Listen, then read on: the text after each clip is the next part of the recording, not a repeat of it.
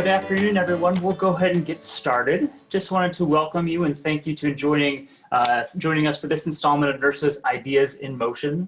Our session today is called Anti-Racism for Beginners, and we're hoping this serves as maybe a starting point for some joining on the call, those who may be new to social justice work, and maybe reinforcement for others, those who have kind of been in the fight, solidifying the foundation of your work. But hopefully this will be a source of hope and optimism for all as we engage in this really important conversation of anti-racism. So a couple quick reminders. First, this session is being recorded, so we hope you're okay and comfortable with that. The chat will be saved. And then if you feel comfortable, feel free to save or change your Zoom name to include your university acronym information, so we don't need to update that or state that each time either you chime in or type in the chat. So with that, we'll kind of give you a quick overview of what this session will look like. David and I will do a quick introduction of ourselves, and then we'll dive into the community standards. Again, the purpose of today's session is really to provide that foundational information and keep the conversation going in this anti-racism. So after our introductions, we'll go through those community standards or the guidelines for this conversation.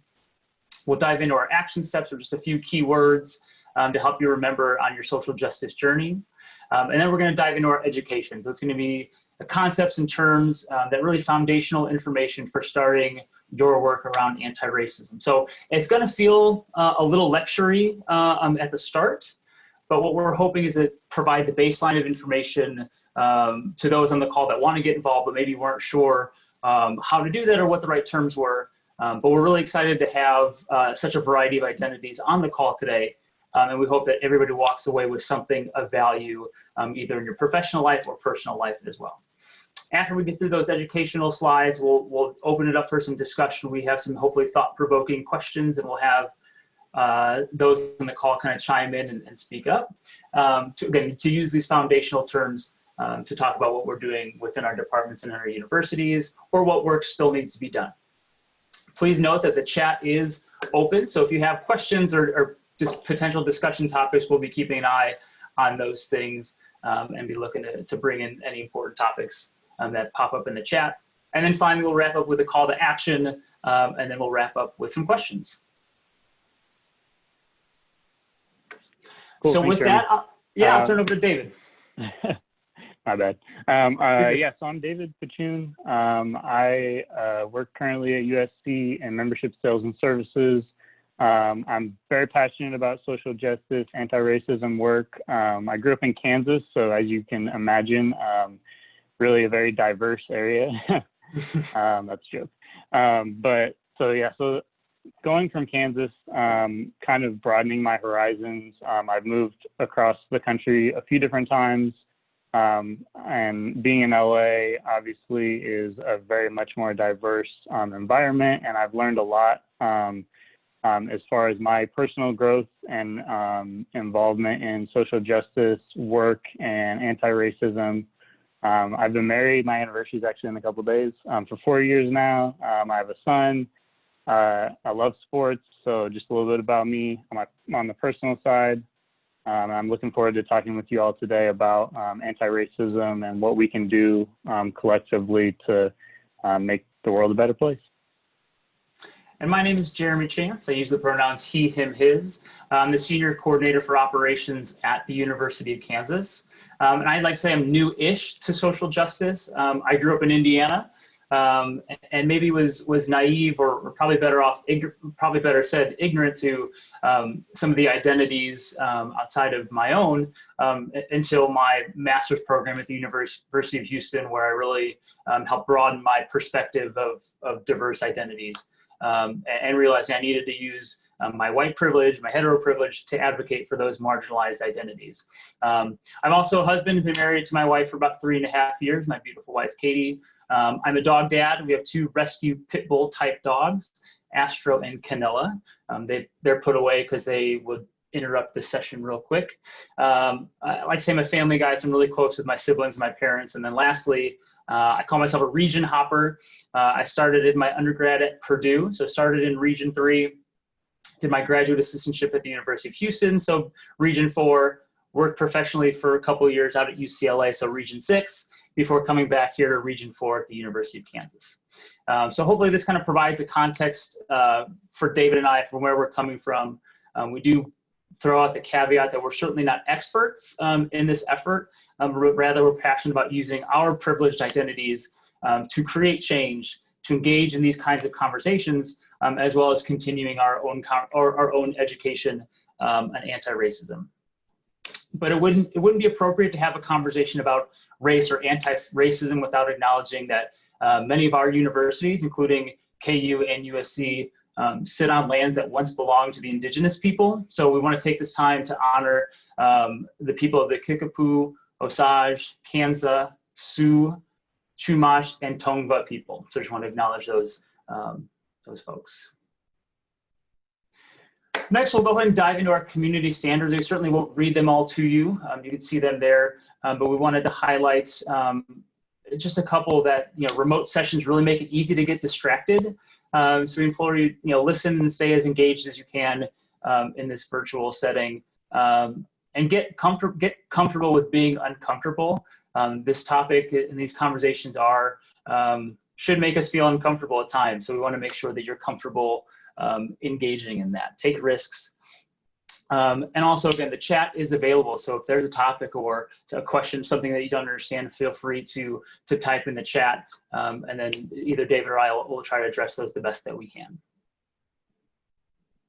So a couple quick action items, three easy words that you can remember, but we really want to focus on those first two. The first is going to be educate yourself. You're doing the right thing. Joining us in this conversation is a great start, and get out of your comfort zone. Educate yourself by finding those resources. We'll be sharing a document today that's just a list of some of the resources that we found helpful. But more importantly, educate yourself. We don't want to put the burden on our colleagues of color. I believe most of our universities have a department or office of equity, diversity, inclusion. And while those are great resources, we can't continue to burden those offices doing the work for us because they are tired. So do the research for yourself, educate yourself. And then listen to those that are on your campus, students, faculty, and staff, the people of your city. Specific to both David and I, we recently were made aware of, the hashtag #BlackAtKU, and there is, I think, an Instagram handle or Twitter, #BlackAtUSC, and these accounts are provided, by students, faculty, and staff on our campuses on what it means to be what it means to be Black at these universities and some of their personal experiences. So seek out if there's that kind of a hashtag or a conversation happening at your university, because it really is eye-opening. But we need to listen and believe those experiences of our Black colleagues, friends, and students, and center those. Then we're going to advocate, using our privilege and the power that we have to advocate for those that don't have the power to do so themselves. And then finally, we're going to take action and take real action. So we'd certainly be remiss not to mention the incredible resource guide created by NIRSA's EDI Commission, which includes this identity wheel here. Today is the perfect example of what we are there in the center, that Social Justice 101. That's providing that foundational knowledge of social justice concepts. As you can see, race and ethnicity is only one spoke or pie slice, I like to think about, in this identity wheel. But understand that it may take up not all pie slices or spokes are given equal weight. Race, identity may make up a larger portion. Not all pieces are created equal. And not only that, not all pieces stay the same in all situations. So in one situation, somebody may have to hide their race or ethnicity, their sexual orientation, whereas in others, more safe spaces, they feel comfortable that that identity may make up a larger, smaller percentage. And then that outer band is the community and dialogue for the common good. Again, what we're doing right here in this conversation with the guidance of NIRSA and our resources, having this conversation to move towards the common good. And then we have, as we're working through the EDI resource guide, it does highlight 3 levels for each identity, or identity spoke. The first being awareness. And again, if that's the level you're at, that's okay. That's where you're learning the basic concepts and the terminology. And we'd like to think that's generally speaking what today's session here is all about. That next level is going to be that level of inclusion. This is where you take the knowledge and that foundational information to create opportunities for those underrepresented identities to have a seat at the table. And then that last level, that level 3 advocacy, is where we see systemic and policy change, where we're really advocating for equity and diversity and inclusion. So before I turn it over to Dave, I'm going to drop a resource guide into the chat. David's going to go through a lot of different definitions. So instead of rapidly typing them all down, we created a resource guide that has all of those definitions and the words for y'all to have. And then as well as on the back side of that, has some of those resources, books, articles, et cetera, that we think would be really helpful to have. So with that, I'm going to go ahead and turn it over to David to dive in and continue the education. Thanks, Jeremy. Yeah, so we're just going to kind of go over some key terms quickly and just kind of concepts of why we're here today and kind of what we want you to understand as individuals who are, like Jeremy said, either embarking on this journey or this topic is of interest to you, or you're trying to kind of develop your own personal knowledge or things that you can take back to your university as well. First, starting off, what does it mean to be anti-racist? Robert Patterson, who's a professor at Georgetown of African American Studies, he defined anti-racism as an active and conscious effort to work against multidimensional aspects of racism.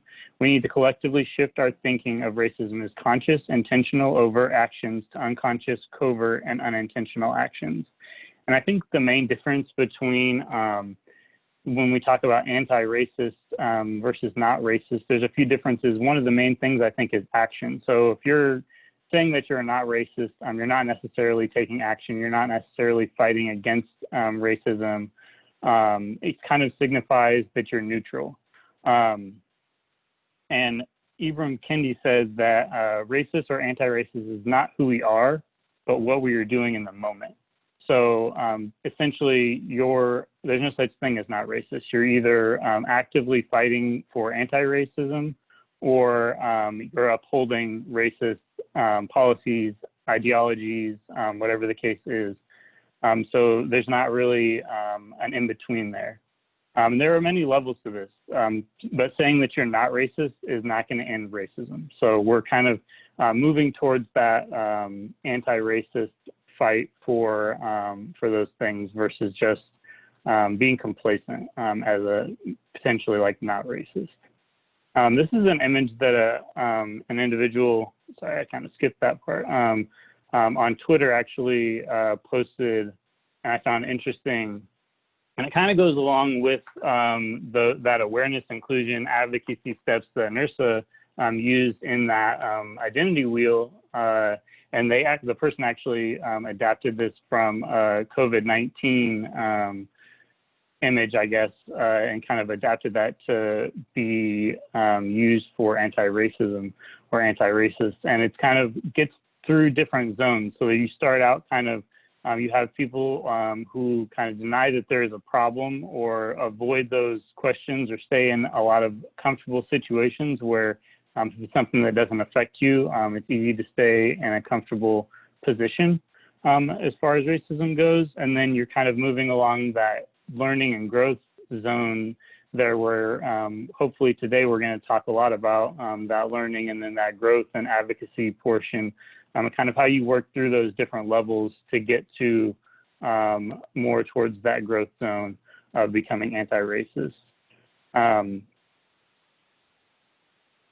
Another term that's pretty common is allyship or being an ally, and something that a lot of people are moving kind of away from that term. But we thought that we would kind of go over what that term kind of signifies and what the difference is between that and other terms that people are starting to use more, including anti-racist or anti-racism. An ally is somebody who they may confront, but they also kind of understand and empathize with individuals of color or who are experiencing negative things in marginalized communities. So you're kind of empathizing, you're aware of it, you're concerned for those individuals. But I think the main difference moving from that allyship to being more active is that you're actively fighting against racism alongside those people. So a lot of people use the term accomplice or anti-racist, where you're not saying like, oh, I see you, fighting over there, good job. You're actually joining in the fight with those people to kind of take a more active role. Another definition, performative. So this is without commitment or not a way of life or living. And oftentimes you'll see people talk about certain trainings or things that they're doing to potentially push this anti-racism or push towards more equality, but you don't necessarily see as much action taken. And so this is something that, you see a lot of companies right now where it's like a popular thing or a trend to be on a certain side of these issues. And but whether or not that's the motivation for doing that may not be in the right place, or the motivation to follow up and actually create actionable difference may not be there, along with those words that the companies or the individuals or even universities are using. I found this interesting, a tweet talking about all the street painting that has been going on with Black Lives Matter, which is cool, but it's not necessarily a significant change in the issues at hand. So, and along with the Malcolm X quote here, talking about symbolic victories rather than pushing towards real change, policy change, and pushing more towards equality.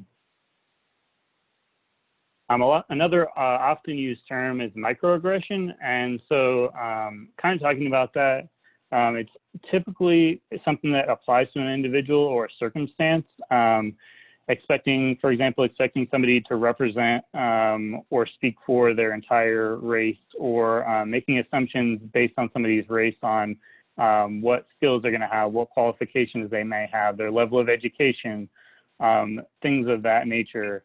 And then you have macroaggressions, which that can be something that's either stereotyping an entire population, or it can be something that occurs more on a systemic level, such as in the workplace or with policies or things like that towards an entire group or race. And reducing somebody else's experiences or racialized experiences is also a form of microaggression. So thinking that, oh, it's not a big deal, or, projecting your own opinion about something that somebody's experienced can also be a form of a microaggression as well. I don't personally like the term microaggression that much, because I think it kind of downplays the impact that those situations can have on people. Whereas, just by the word micro, it kind of makes it seem like something's not a big deal. But it's important to keep in mind that those oftentimes are things that also, it's a day-to-day thing for a lot of people, and a lot of people with different identities experience those things, and they compound and they build up over time. It's not just a one-time here and there type of thing for a lot of people. So it really is an impactful thing. And speaking of that, intent versus impact. So a lot of times those microaggressions are unintentional. So maybe you had a certain intention of the way that you wanted something to come across, and it wasn't perceived that way by the individual. And most people tend to kind of judge those situations on, oh, well, I meant it like this way, or I didn't mean it like that. And they're judging it based on their intentions, where really you should be thinking about your impact of what you're saying or what you're doing, or how those can be harmful to individuals. And that goes kind of along the lines of being uncomfortable and, being able to take criticism and, introspectively look within yourself to see, your own intentions, your own actions, and how those impact people. And so along with that, a little bit about privilege. So privilege is basically, it's something that's unearned that gives you an advantage or access to resources over other individuals of different groups. So there are, like we talked about on that identity wheel, there's many levels of privilege. It's not just race or other things, but it's important to identify your own privilege and where that lies. As Jeremy kind of touched on, we both are white, straight, cisgender males. So we're basically like walking, talking privilege. So, identifying that and how that impacts the way that you perceive things and how that impacts the way that you move through life and how you can use that privilege also to make people aware of certain things. Another tweet that I found that I thought was kind of speaks to that privilege. A lot of people, it's hard to look outside of yourself. So being able to see those things and then see how other people, how different levels of privilege impact other people's lives as well. And anybody who's basically not in at those points of privilege is going to be a marginalized identity. So for whatever the reason is, they're denied involvement in different groups. A lot often used term, Black, Indigenous, and people of color will often be used. And, so if you didn't know what that meant, now you know. And just the definition of marginalized is to relegate to an unimportant or powerless position within a society or group. So this basically, anybody who's not in those privileged positions is going to be marginalized in some way. Another thing, Jane Elliott is an anti-racism activist you've probably heard of. She's very famous for doing certain social experiments and things in the classroom with kids and college students as well. And then along with talking about privilege, we have to talk about intersectionality. So that's kind of understanding the experiences of multiple identities and how those intersect with each other. We all have many identities. We all have different points of privilege and potentially marginalized identities as well. And those, it's not just, there's a lot of different levels to privilege. There's a lot of different levels to how these identities intersect with each other, creating an individual's own personal identity.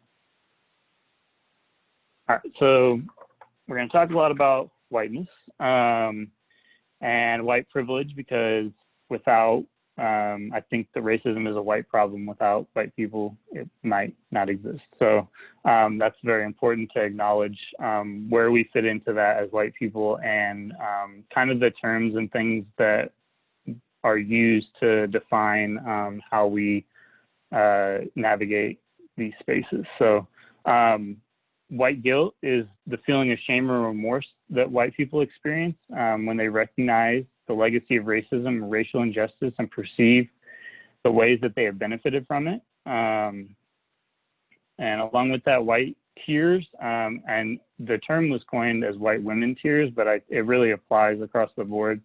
And it's not necessarily actually physical tears all the time, but it's in a cross-racial setting where situations make people frustrated, angry, or sad about how racism is hard on white people. So it's centering white people in the conversation. It's really flipping the script and gaslighting people potentially who are experiencing the issues at hand. You'll see this where white people will push or they'll do something wrong, and then as soon as they get the opportunity to flip the script and start crying or act like they're being the ones that are being attacked. So that's kind of where that comes from. And then you have white fragility. So that's discomfort or defensiveness on the part of a white person when they're confronted about racism or by information about racial inequality and injustice. So, I don't know why, but a lot of times white people get very defensive when you tell them that something that they said or did was racist. And we need to get past that and look within ourselves and figure out, what's going on and why somebody would be saying that versus, the actual words that somebody's conveying to you, if that's the case. White solidarity, so that's unity as a group or a class that produces or is based on communities of interest, objectives, and standards. So white people basically taking up for other white people. It can be instinctive, or people will kind of look for it sometimes. People will look for other white people to side with them in certain conversations or situations, especially centered around race. And it can also be on like a more small level scale. Myself personally, I've dealt with this a lot of times with my wife, who's Black.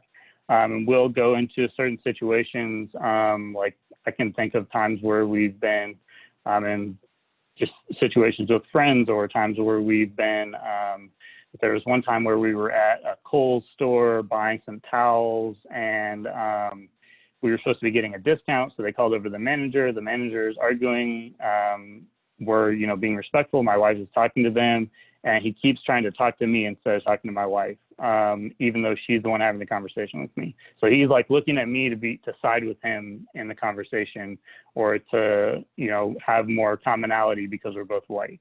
And that creates a lot of issues, and I don't know why you would think that I'm going to side with you over my wife, but that happens more frequently than you would think, even on like small scale situations like that. Oh, sorry, I didn't mean to skip to the next slide.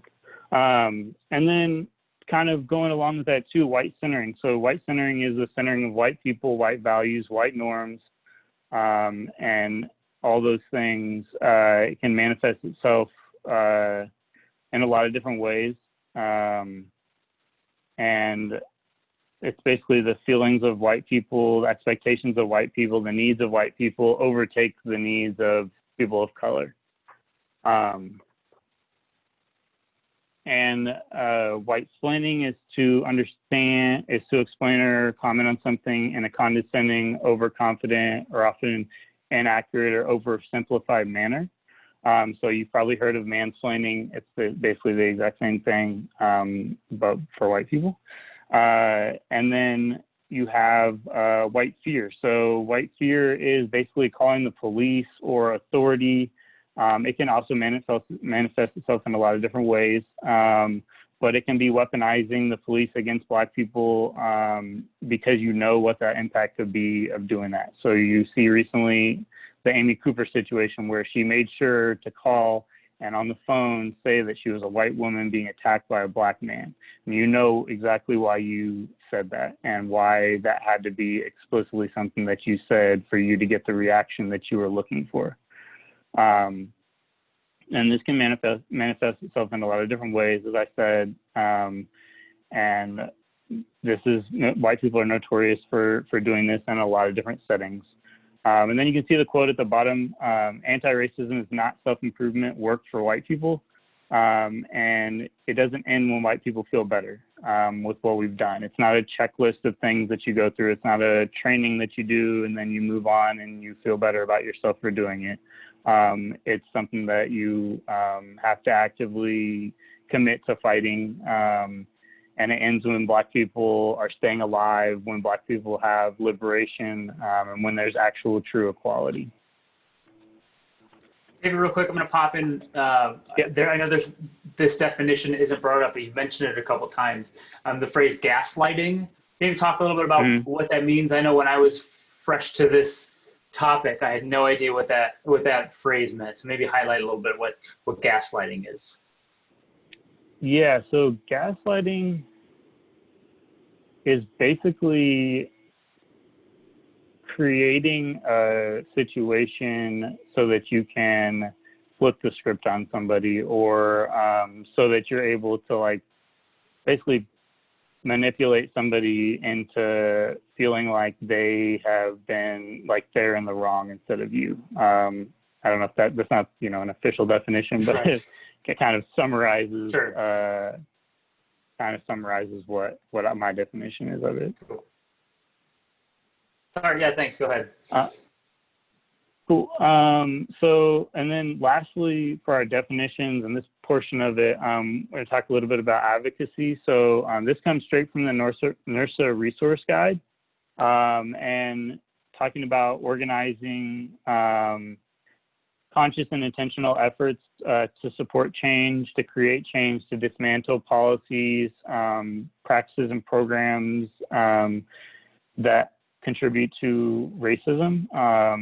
And advocacy is about empowering others, eliminating barriers, creating access, equal opportunities for people to be fully included. So that can go all the way from the top systematically, all the way down to you know, your day-to-day programs, your personal lives, all of those things as well. Awesome. We've got a couple of really great definitions of gaslighting there in the chat. So again, very much appreciated for that. So as we kind of wrap up the definition, the education portion of the session, we do want to transition to maybe a little bit of discussion and conversation. So we'll pose this question and kind of throw it out to the group. You know, many of departments have these words, you know, diversity, inclusion, celebrating differences, you know, as part of our departmental values or our mission or vision.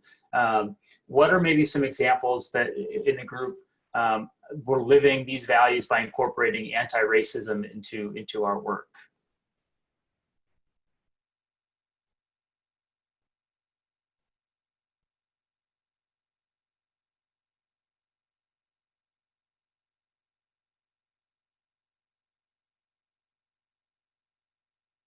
Or if maybe we haven't had an example of what has been done in the past, maybe based on our conversations today, what are some of those things, what are ways you can aspire to add that anti-racism focus into our, you know, diversity, equity, and inclusion work in our departmental values?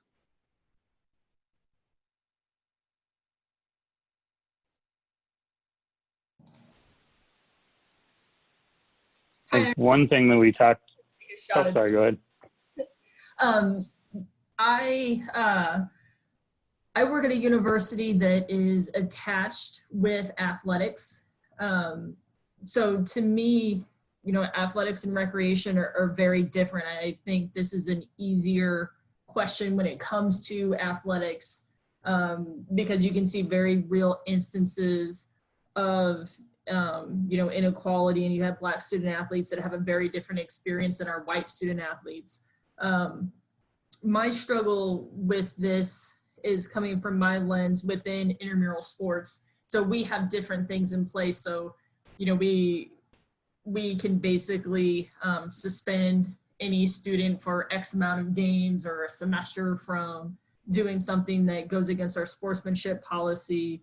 I think when it comes to our hiring practices and how we train, this is something that you know, we're very mindful of it, and we kind of court out having some diversity, whether that's in gender identity and people of color. And my struggle with this currently is how can I really address this from an intramural sports lens that's more outside of our department as a whole, and specifically in my area, to make sure that there isn't something that I'm not seeing, or that students have a way to discuss that openly. And, you know, part of that is putting some protocols in place of how students can bring to me any issues that they have had, any instances of racism that they feel like weren't addressed, and something that maybe hasn't been brought to me in the past. So if anybody has any ideas about other ways that they're addressing it, I would love to hear anything.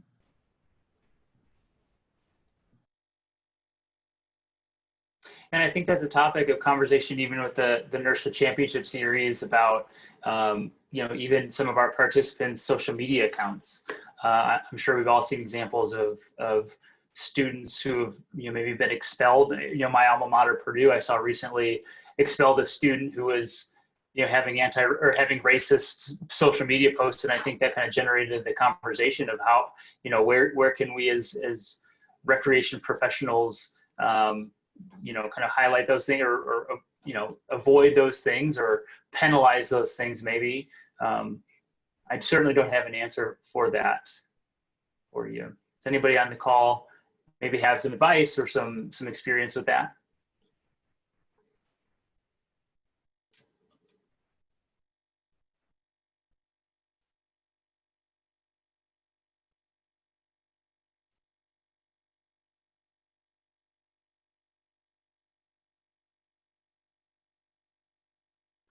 And I don't know what protocol is from an intramurals perspective on participants. I don't know if you guys use, maybe if y'all use a incident report for those types of incidents to at least maybe keep a running history of problem participants. I know that's something at the University of Kansas.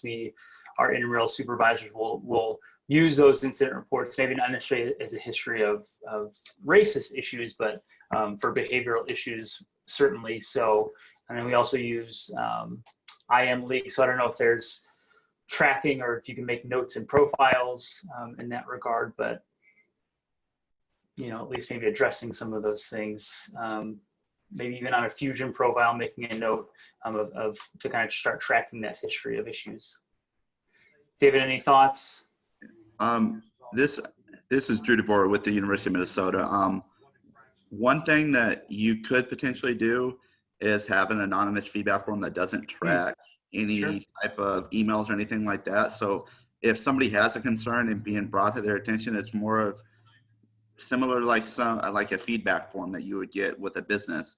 If they're able to submit that and they're comfortable in doing so, I think the hardest thing though, when you have those types of avenues to be able to address those situations is if they make this and it's completely anonymous, how do you address it? If it's being brought to your attention and it's a constant culture, then it's something as a broad scope you can address. But if it's a specific instance and you don't have any backing to be able to take it up the chain if need be, because you don't know where it's coming from or who's reporting this, that's where you kind of stall out with that. But I think if there's a way to just overall be able to report on the culture and have an avenue to do that, I think that could potentially help you out a little bit. Yeah, Drew, I think that's a good point. And I think, whether it's, maybe putting up signage or a QR code to an anonymous form, kind of almost along the lines of a see something, say something type of approach where, whether it's a participant or people observing, being able to provide that enough information to where maybe intramural staff can kind of go and narrow it down to a game or a match or a participant could potentially be helpful. And one more thing with that too, when you start to talk about suspensions and disciplinary action when it relates to intramural sports and creating that culture of inclusivity and people being comfortable, is reaching out to your student conduct office and making sure the policies and the language that you use within your policies and procedures manuals fall in line with them. So if somebody were to appeal it or make a big fuss that, hey, we're holding you accountable, you can have that as kind of backing to fall back and say, hey, our policies read similar to what student conduct has put in place, and you really kind of have a cohesive unit when it comes to disciplinary action and addressing things that are kind of out of the scope that you wouldn't necessarily see very often. Yeah, I can add to that. I think where I've worked in intramurals in the past, you kind of set like a kind of a standard for how you react to certain situations. So if you can realize, if you're tracking those situations, if certain punishments are being given for certain things, you can kind of see that that's an equal process across the board for individuals who are participating. And then if you can, kind of show that quality, and also having those conversations with your staff to make sure that they are on that same page with you as a department, or your own values as well.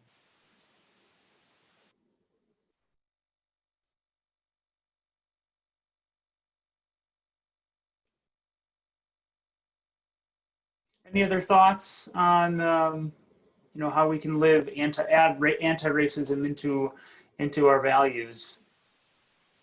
I had one other thing. So we talked in the White Caucus kind of about cultural sensitivity, and I think that could be something that kind of lends itself to programming and other things as well within our departments, within our facilities. Being aware of your students that you have, inclusion is not always the same as equity. And I mean that by saying that just because technically, anybody can participate in basketball doesn't mean that everybody wants to play basketball. So, you're creating those opportunities for students of diverse backgrounds and perspectives to participate is not always just saying that, we have an intro basketball league if you want to play basketball and you don't know how to play. It's creating more opportunities for people to play different sports or to participate in different ways with your programming that you do provide.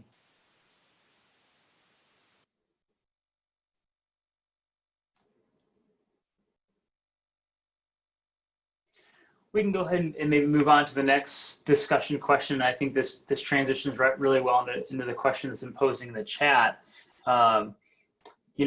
Aside from the mandated university trainings, what can we do, or how can really incorporate this anti-racism, this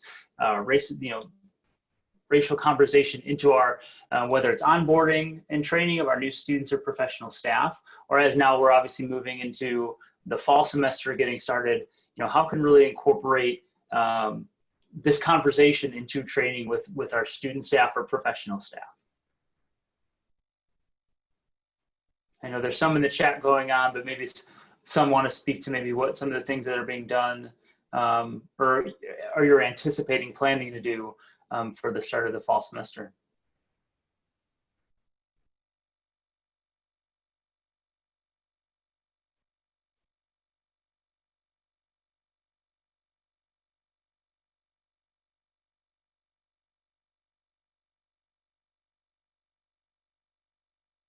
I'll jump in and talk a little bit about what we did last semester, last fall. Again, I think NIRSA has done a really great job of creating that resource guide. And last fall semester, I did a presentation called Identifying Your Self-Identities, where it was literally just, talking through the identity wheel, highlighting some of those base foundational definitions, and, challenging our student employees to consider what their identities are and how they kind of interplay and interact with each other. And just kind of consider, aside from what you physically look like, what are some of those other identities that you may hold. And I think looking forward to this upcoming semester, we're going to have, or this upcoming fall, we're going to do a presentation very similar to this, and kind of continuing that conversation, but more in this focused lens of race.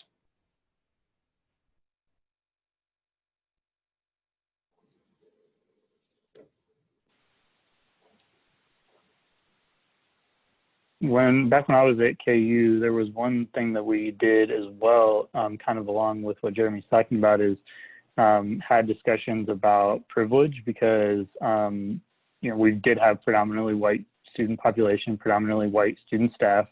So they think, their view of a lot of those staff is that, they don't see that there's different levels of privilege. They don't see that if somebody says that they're, they have white privilege, they take that as an attack on them, and say, oh, well, I, grew up in this type of environment, I didn't have a lot of money growing up, or there's these other things that I was disadvantaged because of, but not seeing that there are different levels to that, and, white privilege, no matter what other identities you have, is still a thing.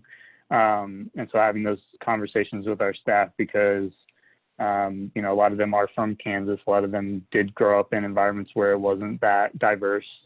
So that was a big eye-opening thing, I think, for a lot of our staff to kind of see that.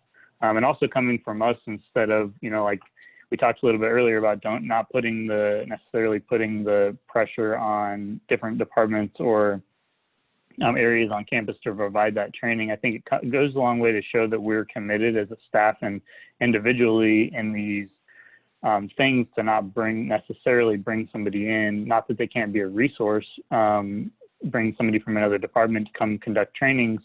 They obviously have specific skill sets for that, but it also goes a long way to also incorporate yourself into those trainings or the ongoing conversations that you have, because it shows that you're committed to it. It's not just, like I was talking about earlier, it's not just a checkbox. It's not just this is our inclusivity mission statement, and then we're going to move on to the next thing. It's having those real conversations with students and really showing that you're committed to creating a certain type of environment within your department or your university. I think especially since a lot of times in a lot of universities, these offices of multicultural affairs, that's what it is at KU. They're often smaller departments with a limited number of staff. So again, not wanting to burden them, certainly utilizing them as resources. We don't want to discourage that, but just acknowledging that, you know, either they go co-presenting or you know, being involved in that conversation again, I think shows that we as white people, us as campus recreation professionals, are wanting to commit to doing the work. One of the other things that I attended it was a couple years ago, the Region 4 conference, speaking back to intent versus impact. Kelsey Jones and Riley Spenningsby did a really great presentation on intent versus impact, and they did this focus a lot on privilege. And we were able, what they did was they passed out like a half sheet of paper with all these situations or life scenarios that if you check off yes, that means you're disprivileged. So each individual filled out that sheet and then crumpled it up into a ball and then kind of threw it in the middle. Then we each randomly picked up another one of the crumpled balls, so you know, kind of to say that anonymity, and then kind of reading through that list, like whose parents have been divorced, right? And then X number of people step forward. So just this idea and kind of going down the list and highlighting kind of some of these unknown situations or privileges that people deal with, and you know, identifying, you know, we don't really know what people deal with. So then just that general idea of privilege and intent versus impact is really impactful.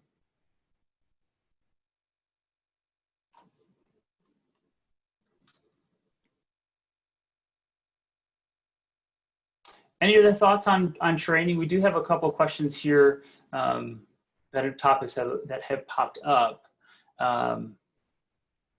So again, if you have anything maybe directly to what you're intending to do from staff training's onboarding perspective, feel free to throw that in the chat. David, I'll throw this to you if you want to move on to our next generic blank slide. You know, talk a little bit about maybe what life experiences that have led you specifically to want to do this anti-racism work. Yeah, and maybe why it's, we'll start it there. What kind of led you to really want to commit to this work of anti-racism?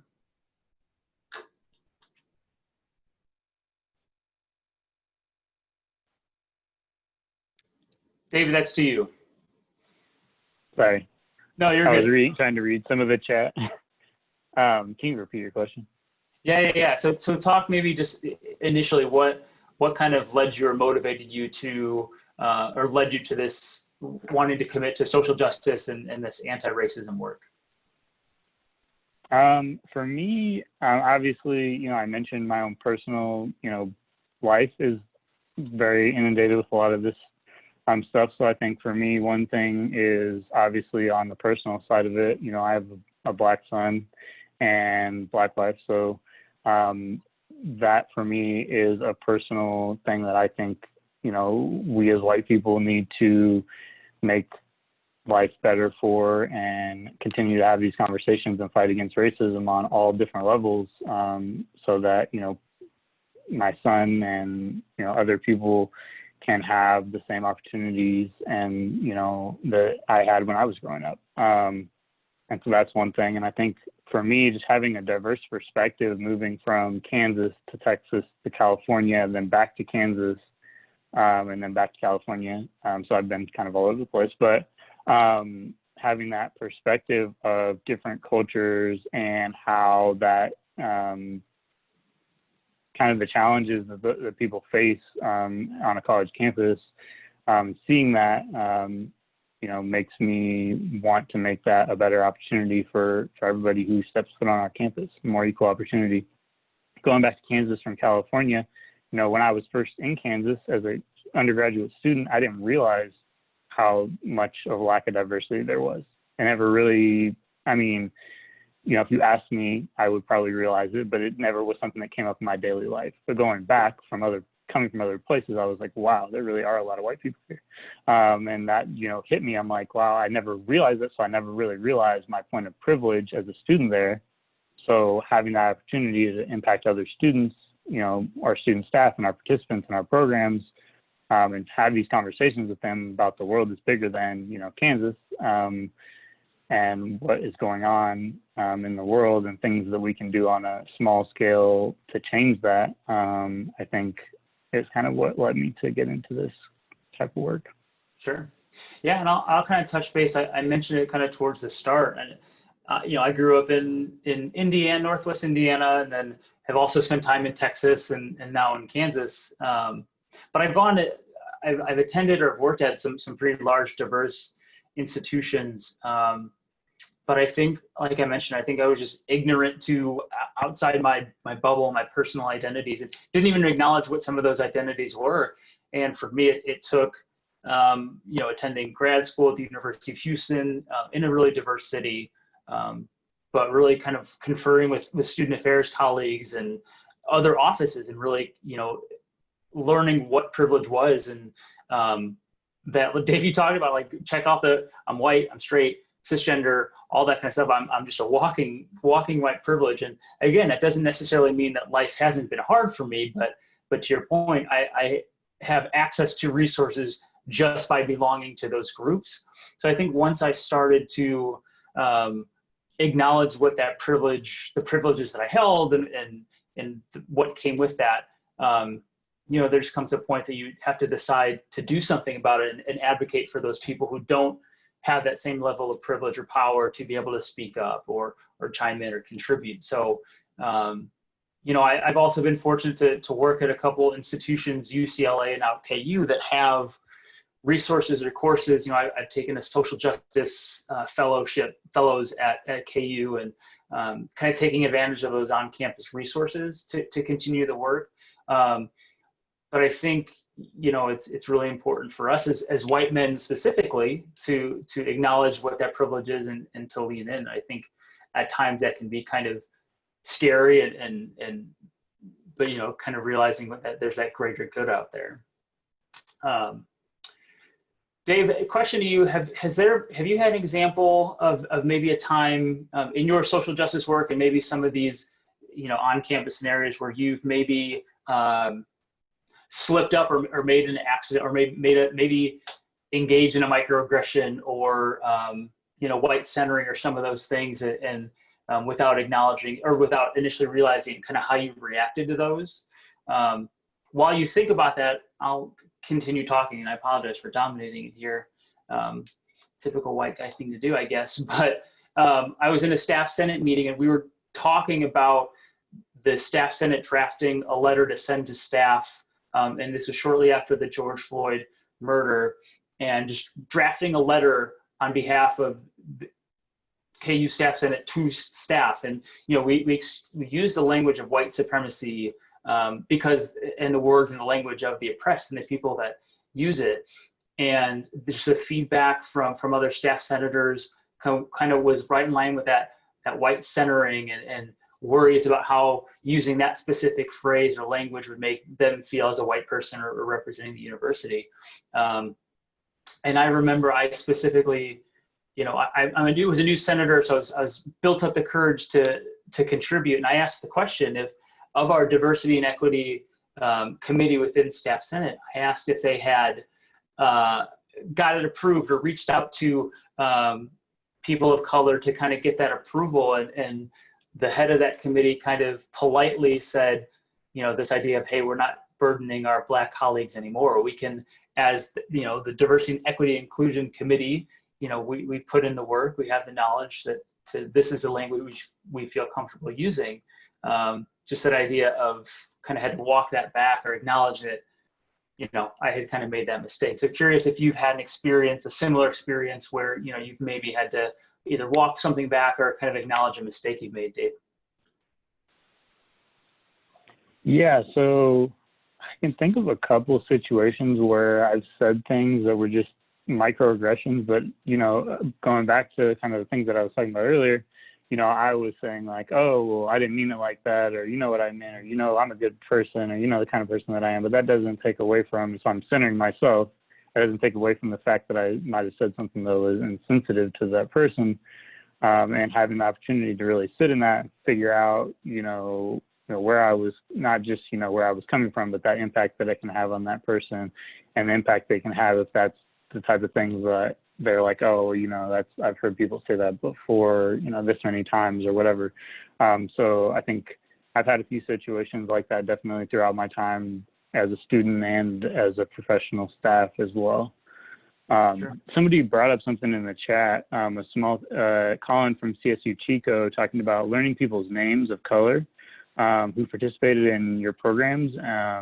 And I think that was a good point to say that, creating an inclusive environment, you want to make sure that you're creating a welcoming environment for everybody who comes into or participates in your programs. And especially in cases where it's a marginalized population, people may not feel comfortable just as default, where most white people are going to walk into any situation pretty much and feel like your default feeling is you're comfortable. I feel like I can walk into most situations and I'm just comfortable, where that's not always the case for everybody. So I think recognizing that, that was a good point of learning their names and personally taking interest in your students participating in your programs, your student staff, and I like that point.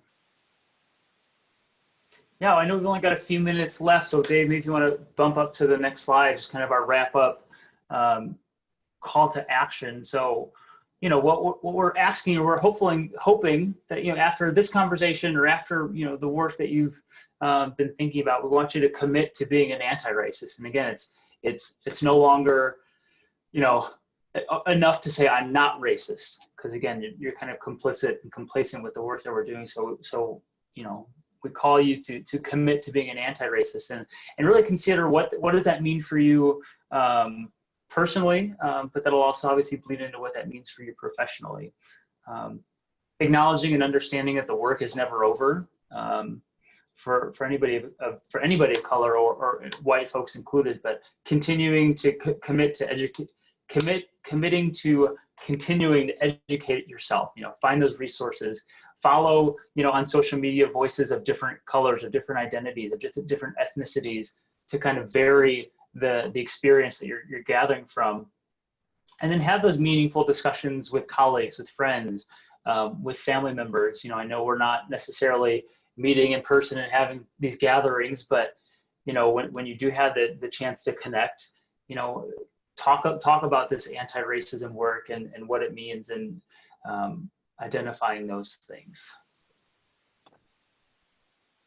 I think so with that, going back yeah, to sorry, no, go ahead, Dave. Can I say something real quick? Yeah, of course. So going back to, there was a lot of discussion in the chat about trainings and things like that. One thing that I'll kind of add is that you don't have to reinvent the wheel. You don't have to come up with a completely unique idea on your own. Like, Jeremy and I have both participated in different trainings that we kind of took some ideas from that to create this. So it can be something that's evolved from somebody else's. There's resources out there. If you look up different, training materials or activities to do, there's resources out there within NIRSA, within your colleagues that feel free to reach out to. I'm sure Jeremy will be open. Feel free to reach out to me if you want some information about what we've done in the past. And then, there's lots of resources out there. So don't say that, don't sell yourself short in thinking that you have to kind of come up with something on your own, or you don't know enough to come up with it. You have to start somewhere. So,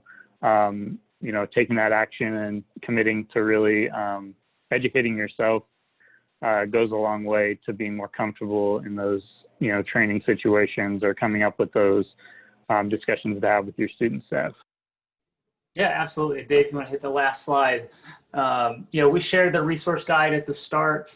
I can drop it again here in the chat. Just a list of resources, the definitions that may be helpful, books, articles, videos, etc. You want to be conscious of your time, so we'll wrap this up. We do appreciate the participation. Our email addresses are listed there. So if you do have any questions, feel free to reach out to us with an email. And then we posted in the chat a quick Google form. If you have feedback for David and I, or for the NIRSA HQ, feel free to fill out that Google form. So we thank you all for your participation and engaging in this conversation. Have a great day.